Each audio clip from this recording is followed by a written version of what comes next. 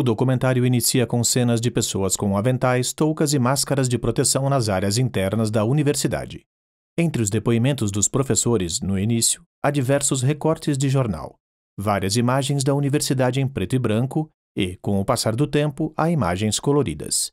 Elas estão creditadas ao acervo da Biblioteca Nacional, ao Instituto Moreira Salles, acervo do Museu de Astronomia e Ciências Afins, Arquivo Geral da Cidade do Rio de Janeiro, acervo do Diário Oficial da União, acervo da Câmara dos Deputados, acervo da Rede Globo, imagens cedidas por Júnior Alves e documentário Resgates com direção de Zais Kien.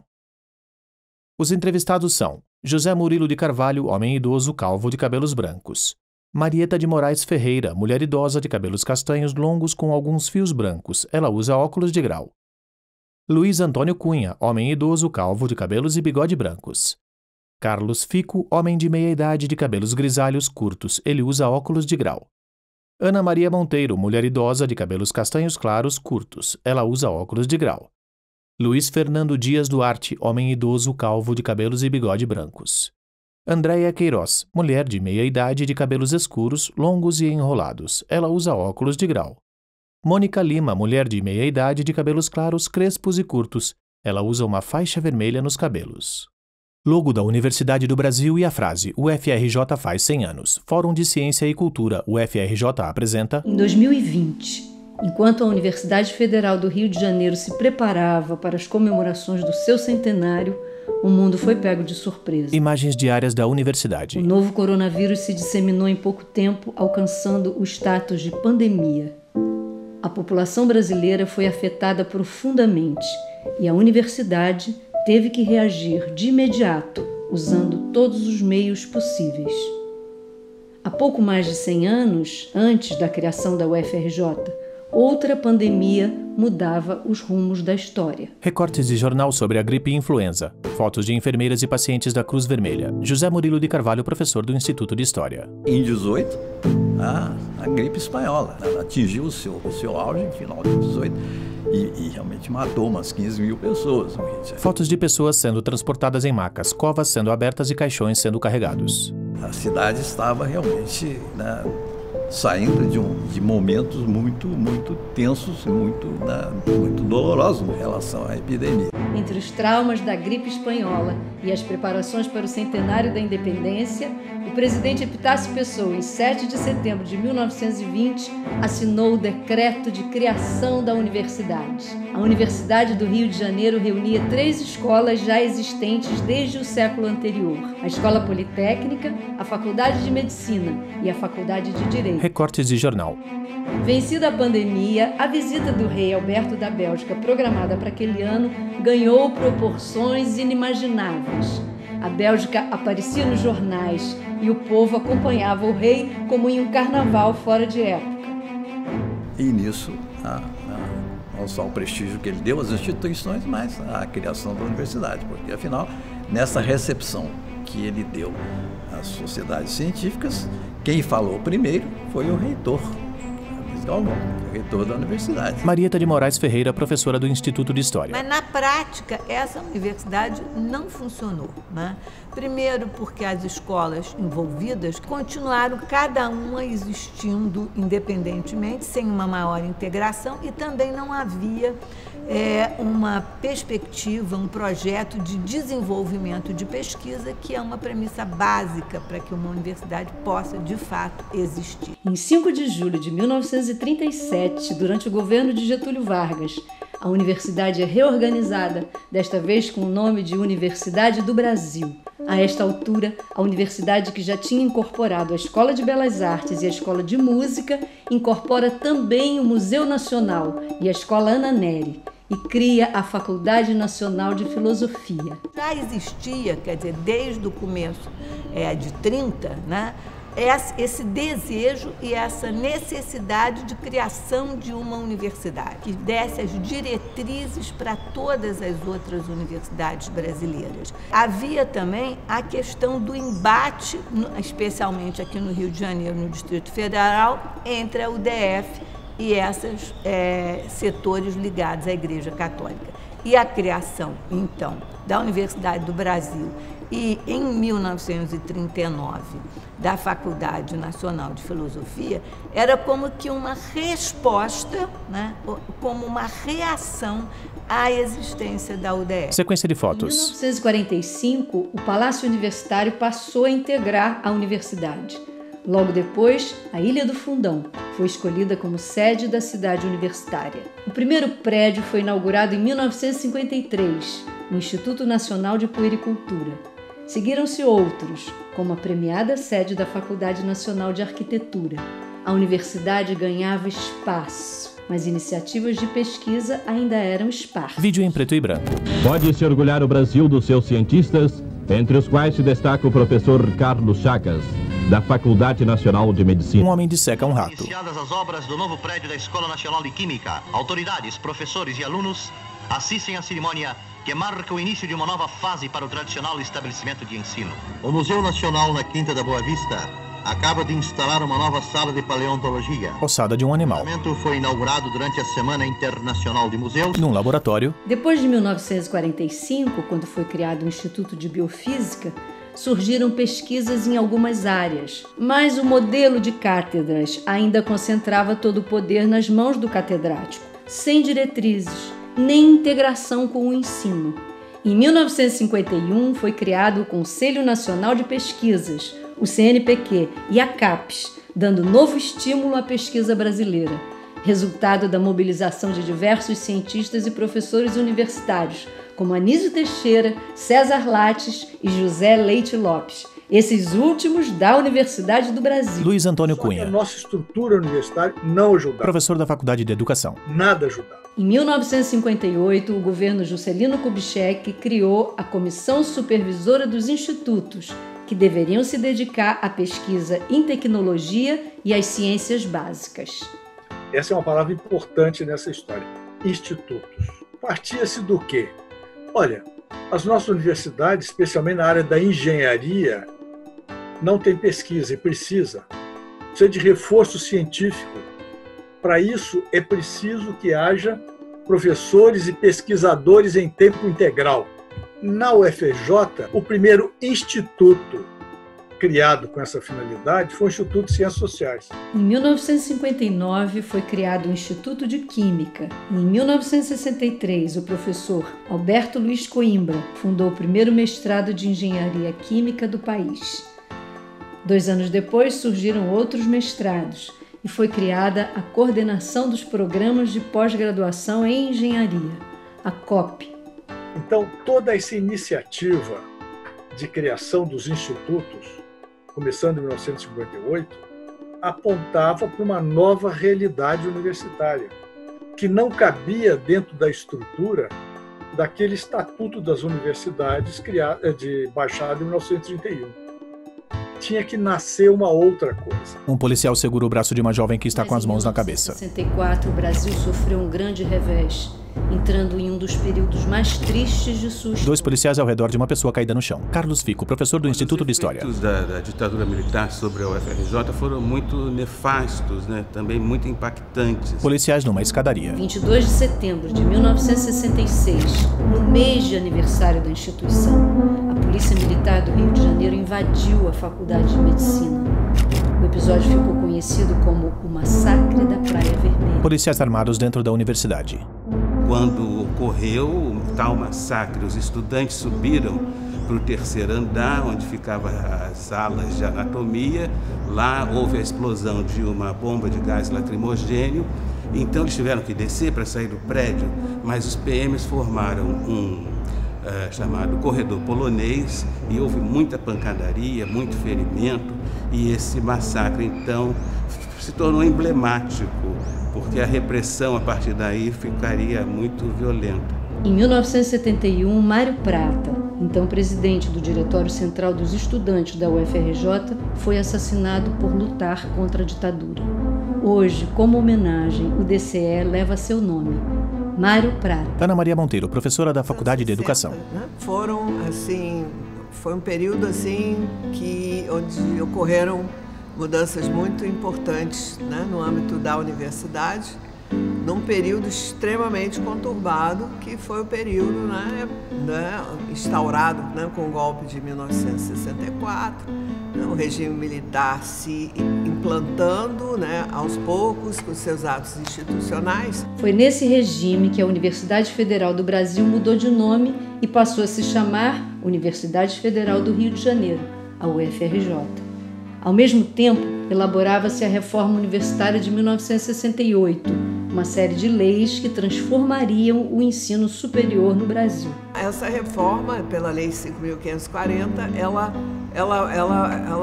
apresenta uma ambiguidade, porque algumas das pautas do movimento dos docentes, dos intelectuais e estudantes é atendida, e, por outro lado, também aspectos que eram de interesse do novo regime implantado. O sistema era muito engessado pela presença dos catedráticos, pela existência do sistema de cátedras, e realmente ela é abolida, e cria-se o sistema departamental e a implementação do sistema de pós-graduação, que essa foi uma mudança bastante significativa. Durante a ditadura, a cidade universitária passou por grandes transformações com a construção de novos prédios. Em 1978 foi inaugurado o Hospital Universitário. Vídeo em preto e branco. Delegação do reitor Luiz Caldas, o orador oficial da solenidade de inauguração, é o professor Clementino Fraga Filho. Homem de cabelos brancos puxa cordão e faz cair uma bandeira verde e amarela. O presidente Ernesto Geisel descerra a placa que frisa ser o hospital o marco histórico a assinalar horizontes novos aos profissionais da saúde. Após a Lei da Anistia, em 1979, a recém-criada Associação dos Docentes da UFRJ, presidida por Luiz Pinguelli Rosa, organizou uma reintegração simbólica dos professores cassados. Na universidade, esse evento marcou o início da abertura democrática. Em 1982, os técnicos administrativos da UFRJ construíram o Conselho Independente, que seria o primeiro passo para a criação, em 1993, do Sindicato dos Trabalhadores em Educação. Em 1988, uma caravana de 800 estudantes saiu do Fundão para Brasília durante a Assembleia Constituinte, junto com o reitor Horácio Macedo.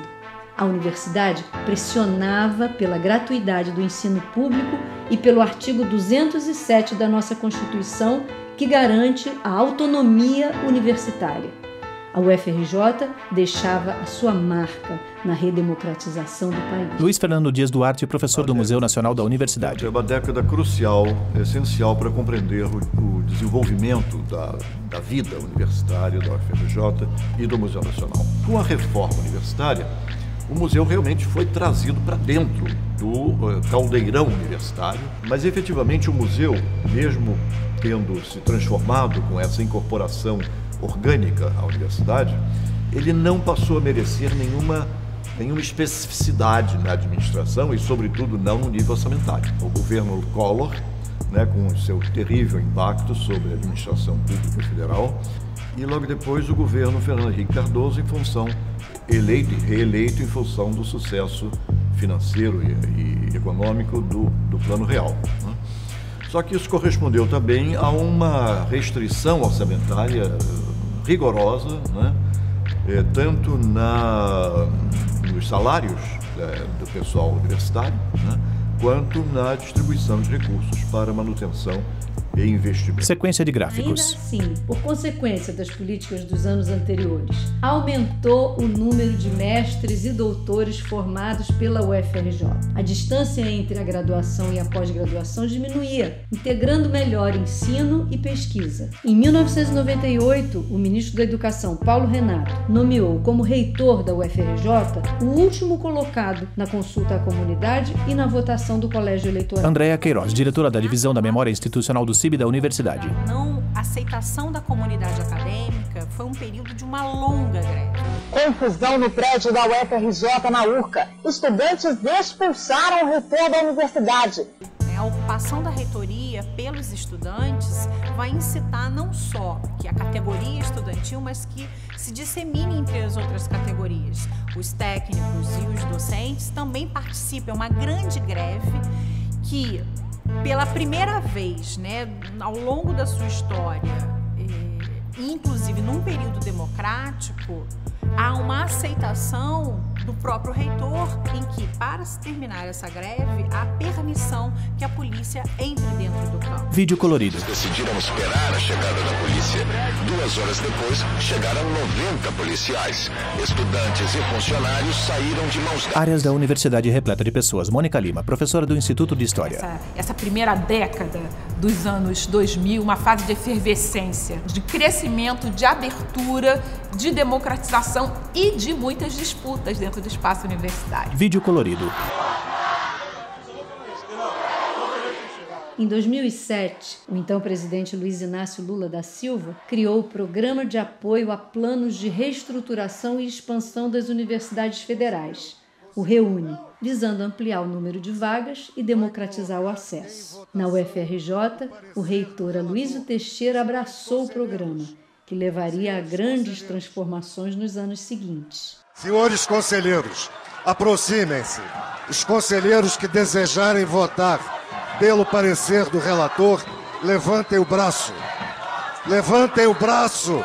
Levantem o braço. Já votamos. Multidão de pessoas no chão e no palco. A discussão das cotas das ações afirmativas, ela está articulada ao REUNE na medida em que os compromissos assumidos dentro da entrada do REUNE, eles incluíam essa democratização do acesso. E a gente tem também, nesse mesmo período, a ampliação da universidade, a criação do campus de Xerém e do campus de Macaé, já adotando as políticas de ações afirmativas, já estando dentro de todo um processo que envolvia compromissos com a democratização do acesso, a universidade tem a experiência da entrada desses estudantes. A entrada de estudantes negros dobrou na última década. Em 2016, passaram a ser mais da metade dos ingressantes na UFRJ, como é na população brasileira. Ao mesmo tempo, com as cotas, o ingresso dos estudantes da rede pública aumentou 64%. A Universidade do Brasil está mais cara do Brasil. Jovem negra segura um canudo de diploma e sorri. Jovem de pele morena que usa um hijab segura um diploma. Jovem negra segura uma placa. Eu quero o UFRJ. Na escuridão da noite, um prédio pega fogo.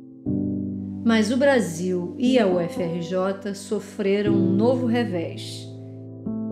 Em 2 de setembro de 2018, no mês de aniversário da instituição, o incêndio do Museu Nacional chocou o país. O prédio é consumido pelas chamas. Há muita fumaça branca e cinza. Visto de cima, o prédio está todo danificado. Sem telhado, com tijolos e estruturas aparentes.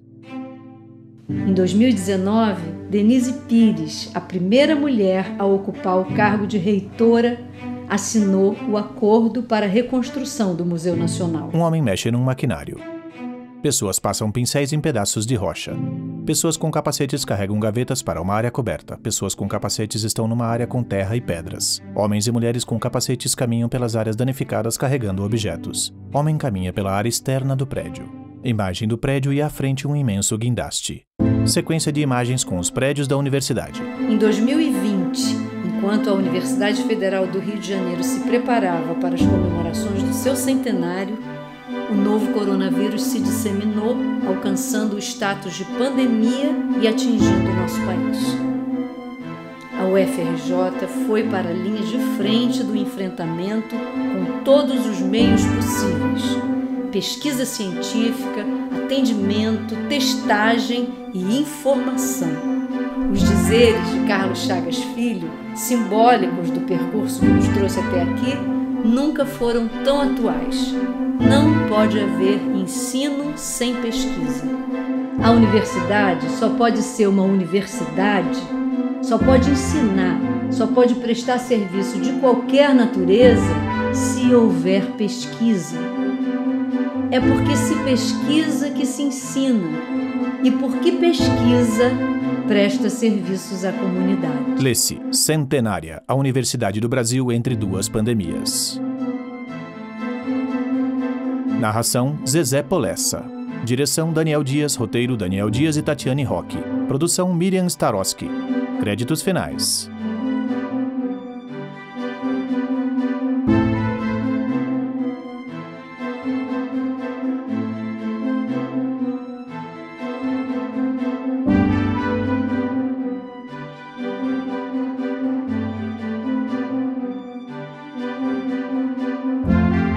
Fórum de Ciência e Cultura da UFRJ.